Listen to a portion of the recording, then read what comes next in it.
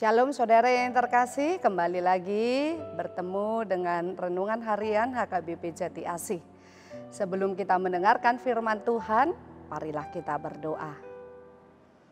Kasih karunia dan damai sejahtera dari Allah Bapa kiranya menyertai hati dan pikiranmu di dalam Kristus Yesus Tuhan kita. Amin.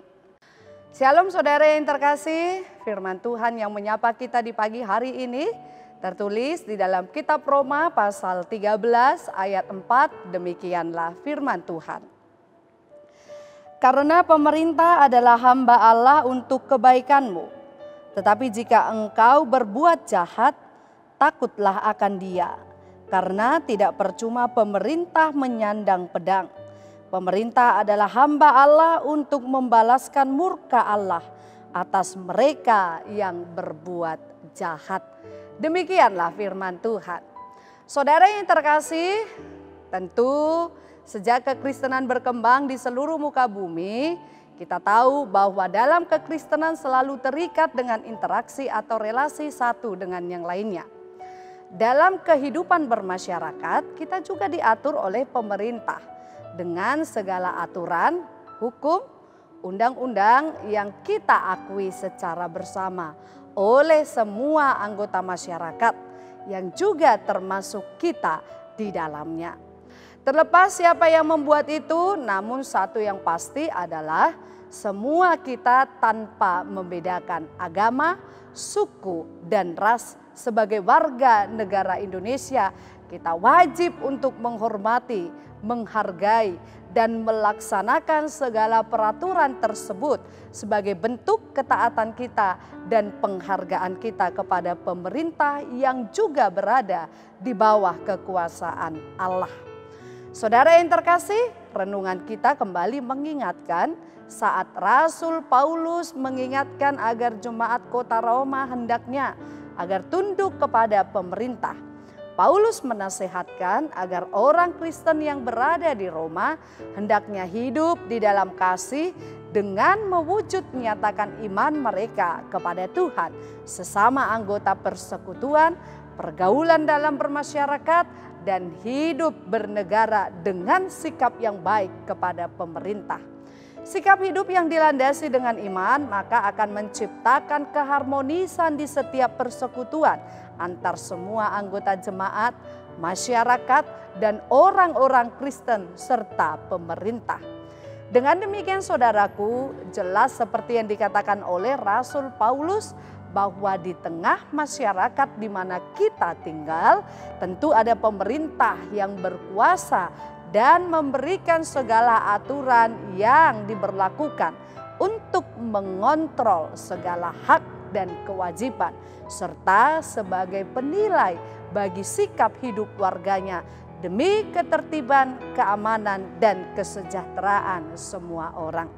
Itu sebabnya Dia yang berkuasa atas segala kekuasaan yang ada di muka bumi ini menghendaki juga orang yang duduk di pemerintahan menjadi wakil Allah untuk mengatur ketertiban di tengah negara. Sehingga kepada mereka diberikan kuasa untuk menghukum dan mengadili bagi warga yang melakukan kejahatan sesuai dengan tugas dan tanggung jawab mereka. Jika ada pembunuhan, pencurian, penindasan, dan tindakan kriminal lainnya yang tidak baik, itu adalah salah satu juga bagian dari melawan hukum Taurat Tuhan. Sehingga Allah memakai pemerintah kita untuk menegakkan kebenaran dan keadilan tersebut. Dengan demikian, marilah kita melakukannya dengan kesungguhan hati, ketulusan, dan tentunya dengan iman yang benar di hadapan Allah. Dengan iman kita akan dapat melakukan kewajiban kita, dan dengan iman pula kita akan menerima hak kita dengan baik.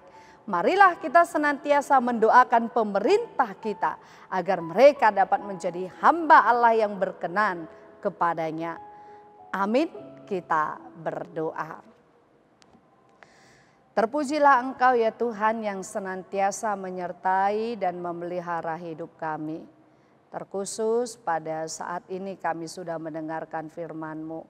Kiranya Engkau yang senantiasa hadir di dalam hati dan pikiran kami, sehingga dengan sapaan firman-Mu memberikan kesadaran kepada kami, agar kami mampu menjadi warga negara yang baik di tengah-tengah bangsa dan negara ini. Terlebih kami mampu untuk senantiasa melakukan segala kebijakan-kebijakan yang baik yang telah diaturkan oleh pemerintah kami demi mengontrol, menertibkan segala keadilan dan kesejahteraan di tengah-tengah pemerintahan. Bapa Surgawi, kiranya Engkau yang memberkati pimpinan bangsa dan negara kami, bangsa Indonesia.